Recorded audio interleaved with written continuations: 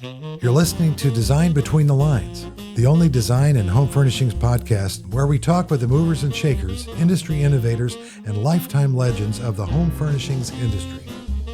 It's here that I get a chance to sit and chat with the influencers shaping the industry into what it is today. This episode of Design Between the Lines is supported by the High Point Arts Council and ArtsGreensboro, a division of the designated county partner with funding from the North Carolina Arts Council. Our guest today has ventured from Fairfax, Virginia, where he operates a full-service interior design firm as well as an e-commerce furnishing site. It's no secret that DuVäl Reynolds has been a growing force in the home furnishings industry, and his burgeoning talent has been recognized by publications such as Architectural Digest, House Beautiful, The Washington Post, and DesignersToday. His breadth of work extends to service on the Interior Design Advisory Council for Marymount University, and while his portfolio has garnered significant attention, he has also imparted an indelible contribution to High Point Market Authority and High Point Market as a co-chair of their Diversity Advocacy Alliance. DuVäl, welcome to Design Between the Lines. Yeah, that was really good. Thank you so much. All right, thank goodness. I've got one fan, ladies and gentlemen. Thank you, and I'm a fan of yours. Such a fan. Well, so let me. I'm going to start right out because I've looked at your website. I've followed you. I've heard so many things, great things about you from various people in the industry. Of course, we talked earlier about when we were off camera with Tom Conley, who happened to have been a guest, one of my first guests on this podcast. Oh, Tom. Yes. Education. What attracted you to the design industry, and where did you come from to kind of get in here? First off, thanks for having me. Oh, my pleasure. So, I'm happy to be here. And so as far as education goes, I actually went to school, which a lot of people don't know. I actually went to school first for neurology. I was a double major in biology and Spanish, and then I double minored in chemistry and leadership. And so I thought I was going into the medical field. And then how I got into design was that some things changed. I left school early, went to New York for a little bit, and then I found myself in the DC metro area and just landed a job at a place called California Closets. And then while there, I found out that I had a knack for design. And so a few years in, I just decided I wanted to go back. I went back to get my degree in interior design, so a bachelor's in interior design, and here we are. Wow. I mean, that's one pathway. Yes. with a I'll use the term that's been overused since 2020, with a pivot. It was a pivot. That I didn't see coming. But thank you for letting us know that. Wow. And I'm thinking details. You're probably very good at details, I'm thinking. No, I think that's where we excel, for sure, is details. Did you have early mentors as you were growing up? Some people do, some people don't. In design? Yeah, or in general, in life, life skills. I don't know if I had mentors. I did have, maybe they were on TV or something, but I grew up in a very small town. And so I always knew I wanted to get out and I wanted to be in a bigger city. I wanted to be in a bigger pool to play in. And so for sure, I'm sure I was looking at someone, but by the time I got into design, I did have a design mentor. Her name was Rachel James. And she really did help me out and kind of took me under her wings. Another lady named, a German designer, her name is Marlies Venuti. She was really the one who helped me with business. And then from there, I have a ton of mentors now. And my peers, honestly, are my mentors at this point. I was going to say some biggest inspirations, and I'm sure you likewise for them, which is I don't know about that. No, you never know. You're being nice. Yeah. Well, how today, in your opinion, looking at everything, how does design influence the day-to-day quality of people's lives today? What we've just been through in 2020, right. Where we are now, looking probably with a new set of eyes at where we're living, and how we want to live, right? Yeah. I mean, bringing up 2020 again, I'm still so grateful that we're all out of it for the most part, let's say, right? Yes. And there was a time we couldn't do this, so still grateful that we're here to do it. But design influences everything that we do. I mean, people know the basics of color, like color can enhance a mood or it can take you into a different mental space. But then obviously, with the scaling of furniture, it promotes comfort, the quality of materials that we put on, whether it's sustainable, it's longer lasting. So it affects us in those ways, but it's not just in residential design, it's in commercial design, it's in car design, how your car sits and how your steering wheel holds, design is everywhere.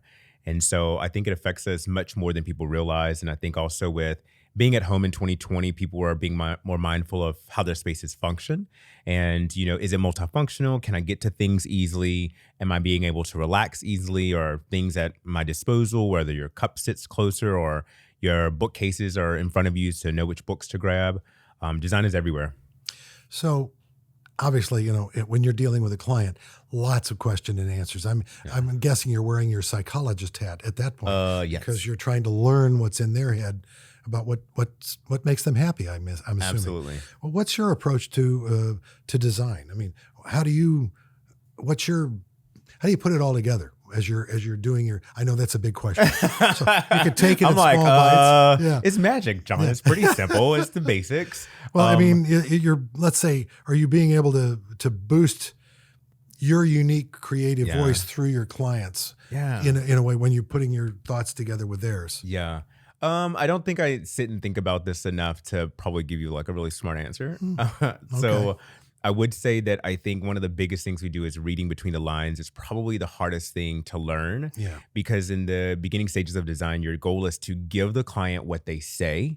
And then as you grow, you start realizing that you must give them what they're not saying, and you must design what they don't know to ask for, right? Yeah. And so I think that's the tricky part, is they will tell you they want color, and that's not necessarily what they meant, or they'll say modern, but they really wanted something that feels fresh, but still traditional. Mm-hmm. So reading between the lines, I think, is the hardest and trickiest thing. And that's how I approach design, is first making sure I heard what they said, listed out what they didn't say, and then infuse it what I think that the boundaries that I can push with them to see what I can infuse in that way, and then kind of combine all of that. So earlier you mentioned, you had sort of an inspirer or mentor on the design side and one on the business side. Yeah. So how do you strike a balance between your business-oriented mindset, growth and so forth, and your creative one? How do you balance that? I think that's a great question. I actually was just talking to some students about this the other day, and I think people in design industry, especially those entrepreneurs who are designers and creatives, let's say, we have to make space for both. I think for every successful business, you have to have structure and framework, and that's one discipline that you have to nurture, and then you have to have time for discovery and exploration. And that's a discipline you have to nurture. And so I think that you have to give space to build your systems, your processes, and be able to understand how to bring the client in, move them through the process, and leave them with a lasting impression. But you also must give yourself time to try things out, go be inspired, take the day off. And that has to be put within the system to be successful. Gotcha. I hope that makes sense. That totally makes sense, and I'm gonna pull that thread later in the conversation. Your process. Okay. So I'm gonna just say you've got a contact. It turns out it's going to be a client. Okay. Step me through the process in general terms from there to fruition of the project. Yeah. Are they rich and famous? Well, there you Great. go. Okay, let's put that list. Yeah, we will take the client. Yes. Okay. So we actually we have a very structured system. So we have a 3-phase, 7-step process. So there are 3 phases to how we take on a client and onboard them from start to finish. It's really just onboarding. It's your first phase into the design and then into installation. And then as far as our 7 steps, the first step is onboarding the client. We go to what's called trade day, which will give our team a chance to get to the project site. Everybody's there to make sure we collaboratively think about the project. And then we take our information from there. And then I think step 3 is our concept development. Step 4 is our design development. And I think step 5 is our final design. And so we obviously just go through the process of what the client wants, the color boards, mood boards, et cetera. And then we go into, once they're happy with the final design, we collect another payment. We go into procurement, which is our time to negotiate our deals, place all the orders, and then the final step is installation, which leads to the big reveal. So I know that was very technical, but yes, we have a very your clean process playbook. That really is. So, and that seems to be a very term I hear a lot about these days is process playbooks. Yeah, for sure. So let's talk about the other part of this, because as you grow a business, and I don't know, did you think when you were getting into interior design that you would have a team, and then how would you interview that team, and what would you look for in those individuals to place them in the right seats in your organization? When I first got into it, I think I did think I would have a team, but you don't think through the logistics of that, right? Like you just are like, oh yeah, we'll have a team, we'll be big and we'll be happy, right? And then you get into it and you start realizing like, oh, like that's a whole nother game and that's a whole nother business to try to resolve. So yeah, the way that it finally happened for us, we brought on a person here and there, and then we found out what worked and what didn't work, and then you go to the next thing or the next person, unfortunately. And some were not good fits, and some were amazing people, but they would just be amazing at someone else's firm, right? Yeah. And so I think a lot of it was, it was just trial and error for us. Okay, great. Thank you. Yeah. Appreciate that. I've heard this word before, this phrase, telling a story, storytelling, in terms of design. I mean, in a sense, when you're talking about the significance of storytelling and design, how does that balance that up against what you think excellent design is in any given circumstance? Yeah. I'm not making it finite into one particular instance, because I know there's a million of them out there. Right. Yeah, I think storytelling and excellent design probably really do go hand in hand for me. Excellent design is telling one story at a time, and a single story in its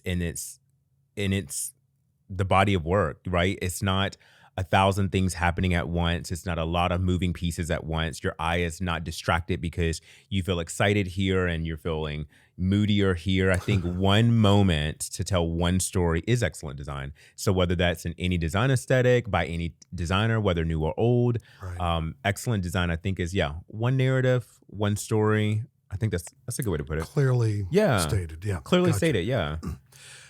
Your role as co-chair of High Point Market Authority Diversity Advocacy Alliance. What does that entail, and what significance does that carry for you? John, that's a big question. Okay, let me break it down. That's a big question, Ike. That's a lot of answers to that. Look, it took me a while to get that. No, so I mean, it's huge for me. Like, honestly, the biggest thing is to recognize or have High Point Market recognize a voice that has been what felt like we're constantly been saying the same thing, and for them to recognize it and then put effort behind the voice and to make space for it, I think it's a huge thing for us. It's a huge win. We're absolutely not at the end of the race. It really feels like we just started. And for me, it just shows that High Point Market, which is really, I mean, we're on a global platform at this point where it's around the world. And for those at the top of that, hearing our marginalized community say something and they say you're worth being heard, I think it speaks more volumes for those now. It's going to speak volumes for those who are coming up after us. I mean, I could go on about that. Oh, I totally. Well, let me focus it a little bit more. So in that regard, what goals do you have for moving the industry forward? Knowing where you just stated, we're just at the beginning. So what goals do you have for moving things forward in the industry that you know? I think it's a lot. I think we have a lot of goals. We have goals and understanding, but I guess the main goal is we want our voice to be heard by us. I feel like in a lot of times in past, I don't know how real we can be with this conversation, but I can be real, right? Oh yeah. Okay. Yes, of course. Okay, so and that's why we're good. This conversation. Good. All the publications and shelter magazines and all these things before were handled by Caucasians, and so they had the platform to decide the narrative, the voice, the structure of how things are communicated. And I think now we're just trying to say, hey, we've heard how you guys have said things, but we are saying it this way. We are designing it this way. We have our perspective from this voice, and versus trying to interpret it for us, just let us say it. Let us tell it. Let us tell those stories. And so the efforts that we're trying to make is to make sure that we're given space to give the stories on our own versus letting someone else tell it for us. And so that'll be done by different events that are held, different forums, like, or editors and publishers and people who are taking pictures. Maybe those in our community may photograph differently than a Caucasian may take a picture because that's what they've known. And we wanted to try something different. So I think we're just trying to make space at the table for us to not be interpreted by someone else, but let us just do it ourselves. Yeah. If that makes any sense. Yeah, you don't want a frame put around you. We don't want a frame put around us. Or if we do, let us put the frame around us. Well, exactly. Then you're exposing the rest of all of us to a different perspective, which we should be. Well, we hope so because I think the perspective has been only told by one story, one perspective, one lens. Yeah.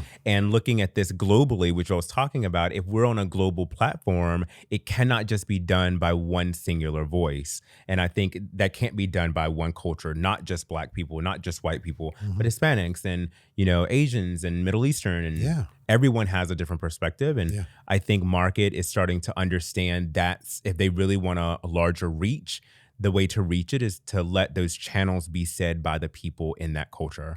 And so I'm pretty excited. And you should be. I think it's an unbelievable opportunity. Yeah. I think as you speak to young people. You mentioned that earlier. I'm gonna keep pulling that thread through. But are you seeing some energy there when you talk to them about our world? Oh, yeah. and they to the point where they'd like to get involved in it. Oh, with a yeah, career? for Okay. sure. For sure. I mean, the crazy part is that, when we were growing up, like I didn't know an interior designer was a profession. The fact that the students are actually knowing that now is already good. So that's a great starting point for them to understand the value of what we do versus them having to be older and experience it. Like they're being taught that this profession is such a luxury and it's such a great thing to be a part of. But I think that the students are already being educated with social media, TikTok, and influencers, and obviously there's much more social awareness than Yeah. we've ever had in any climate that we've been in. So no, they're already talking about that on their own, and then seeing their perspective go into our industry. I think it's fantastic. Well, that's thank you for that, because it really kind of put it in a nice clear perspective. So thank you very much for that. I'm going to bring that back up in a little while, but we were talking about change and the pandemic and coming out of the pandemic and all of that. Has that affected now we're out of it? I mean, has that affected the new freedom and being able to meet with people like this? And has that affected the way you do business now versus how you were doing it just a couple of years ago? Yeah, right. You're feeling there's more freedom for you to get around and speak to your clients definitely. in person and For sure. be on the job site and all that. Yeah, and it taught you to do things differently. Like, where we used to not present on Zoom, but I feel very confident presenting things on Zoom. I feel very confident having meetings with clients on Zoom, where we used to never do that. We felt like that was so impersonal, or it felt like it wasn't allowed. But that has been great. Even the way we've changed business, where a lot of clients are more mindful that things are delayed. We used to not have so much leniency with that. So that's been great. So we've been able to take on different vendors that have a longer lead time because clients are a little bit more patient. So I think in all aspects, it's So been that's changed. really added a whole nother dimension to your Oh marketing. yeah. Oh, for sure. For sure. Which is kind of neat to have that. Yeah. How has it transformed marketing at trade shows? In fact, what's your feeling about it? I know you attend trade shows. Yes. Obviously, you attend High Point Market. Only High Point. So good. Yeah. Good answer. There Good are no answer. other trade shows. I can hear Tammy going, look, that's wonderful. But here, in that respect, you've been through several shows and you've seen it before, Yeah, during, and after. Yeah. How do you feel the upcoming shows are going to be? What's your feeling about April and then October? I'm excited. I'm always excited. I'm interested in where the trends are headed right now. I feel like definitely in seeing photography and shelter magazines, there's such a moodiness to a lot of the photography. So I wonder if the furniture vendors are going to be playing into that as far as like color palettes and their vignettes that they're creating. I'm sort of wondering that. Yeah, I'm myself. interested in that. Do you see anything coming? What do you see from your clients? What are they asking for and their vibe? Because, sometimes they see stuff that the rest of us don't maybe pick up on. I don't know. I think our clients, they see stuff and we're like, stop looking at it. We'll show you things. Okay, good. I also am really interested in, I feel like English design is coming in. I'm feeling a lot of that. I'm seeing a lot of that. I'm hearing a lot about that. Their palettes, their patterns, or the way that they live and how they design. I'm interested in seeing if that is going to be interpreted in this market. Am I hearing this sort of like new traditional thing? Yeah, This word? modern traditional. Yeah. And I'm going, what is that exactly? Yeah, I think you nailed it right Yeah. there. To me, that's like amazing. So now, speaking of that and looking at present and looking at future markets and so forth. So what's new for DuVäl? Any upcoming John. projects for you that you can share with us? Oh yeah, they're top secret. Well, they they're could so be. private. I don't know. I think we're at this point we're probably just trying to rebrand ourselves. I think with our team now we're really solid, and we're trying to scale the type of clientele we're taking on. So for us, we're probably just going to rebrand. I have a very relaxed and casual brand, I guess you'd say. And so I think we're going to just take it up just a little bit in the coming months, just so we can scale our business into a different. Are you going to be stratosphere. involved in product design? Oh my God, I would love to. Yeah. Are you claiming that for me now? We got a big audience, so say it now. We have House of DuVäl, which is our e-commerce site, and so we will be putting up more exclusive brands for us. Yes, 100%, we will do that. But it's not the focus now, but probably by the end of the year, we'll see some more things out. You have a favorite area you like to dabble in design-wise for a product? Oh, that's really good. Is it lighting? Is it occasional? I think I love upholstery. I love upholstery. I'm not good enough to design lighting, although lighting is a massive deal for me. I love lighting in my projects, but as far as design, I think upholstery is where I'm at right now. I'm just not seeing what I want to see, so we'll make it. All right, so that brings me. You just gave me another question. So what about lighting is important to you in your projects? Tell me. What Lighting. Lighting can do it all. Lighting can create any mood. It can set up. It is good for celebration times. It is good for wanting to be on your own. Lighting can adjust for family time. It works for the youth. You can adjust lighting for the elderly and aging, and for those who are like having a harder time to see. It makes such a big difference. It can make a space feel dirty and or clean. And when you have an item in a room that can function and serve that many functions for one thing, it's a good way to it's a good option to be able to transform a space when one thing can do so many. I guess that's a way to say it. No, that's very well said. So, in your opinion, how is design and design marketing, and you're looking at rebranding right now or updating your brand, shifted to accommodate today's consumers? Now, there's a shift in consumers, their age group, what their likes and dislikes are. Is investing in the experience of home a timely idea right now? People are interested in the experience of being at home. What is that experience like? Is that you feel that's more a part of it, or is there some other elements at play in people designing their living spaces? I'm not sure I'm going to answer this correctly. So, but answer it to your way. The way that you're saying it, I think to myself is that, for one, being at home obviously changed how people view the home for sure.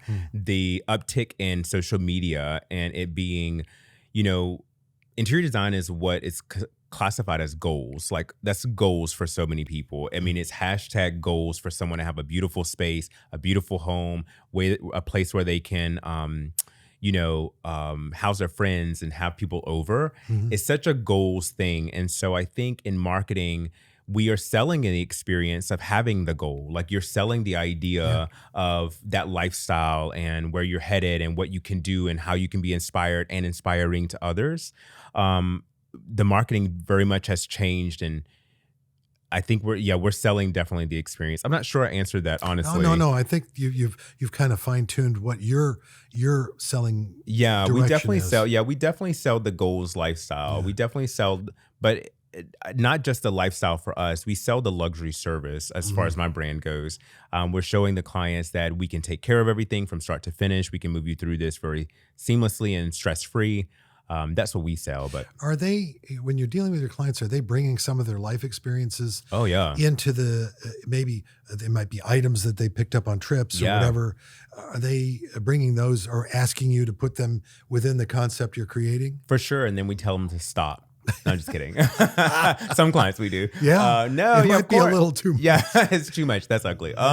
No, it's of course. And we want them to, like, at the end of the day, this is their house. This is not my space. It's their house, their money, their investment. And so at the end of the day, one lasting impression is that we want to leave with them is that they felt heard and they felt ownership of it. And so we try to create and design spaces that don't really look the same project to project, because it shouldn't. And we really try to incorporate whatever they want to incorporate. Yeah. I mean, if it's nice. If it's not nice, then no. We will tell them to put in the basement. Well, all right. Now that brings me to, we talked earlier about your getting with students on occasion and speaking to them. And part of our audience are young professionals, are students, and even people who are considering changing their life into another career direction. Okay. What would be your advice to those students right now as to looking for a pathway? How to get here? Yeah, for sure. The first thing is to know that business and design are two very different things. And so if you want to just focus on design, you need to work for someone else. But if you like the business of it all, then you can consider having a business in design. And I think a lot of people get confused because they think like, oh, I'm a creator, I can make something and everybody's going to come and buy it. It doesn't work that way when having your own business, right? So a business of interior design, maybe 15% of my time is spent designing. The rest of it is logistics. The rest of it is running the business. The rest of it is marketing, closing the deals.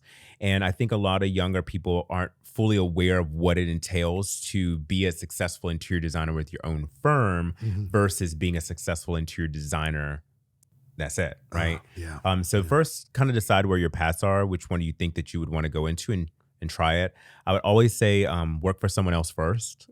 Always try to put some time in at someone else's firm, just learn on the shoulders of someone else, learn on their dime, right? Yep. That would be my advice. Now, let's say these are young people that are in the high school level. Okay. And they haven't quite decided if they're going to go to a junior college, a community college, or what have you. And they may not want to go interior design. They may want to go into one of the craft industries supporting what you do. Gosh knows there's probably 10,000 careers in the home furnishings industry, from cutting a tree down in a forest to for sure putting it in someone's home. As they're going along and they're traveling or they're with their family or they're somewhere, I would assume you'd caution them to soak it all in, to see everything they can see and to get as much input to develop, I guess, their own point of view. Looking at others. I mean, the only way that you're really going to have a point of view and to create a point of view is that you have to consume information, consume inspiration, consume ideas, thoughts, and applications, and the way things are done. Consume as much as you can. And I think you'll start finding your own niche of, I actually like this more than I liked that.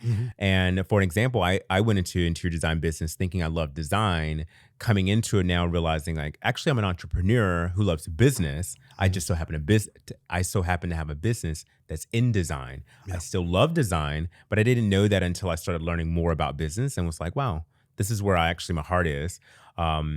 But I think, consume information as much as you can, take it all in. And I think your own instincts, your own gut will kind of lead you into that direction. Which goes right back to your statement earlier about if you can work for somebody, then you learn all of the aspects of the business. Yeah, for sure. Before you get to, I want to hang my own shingle. Yeah.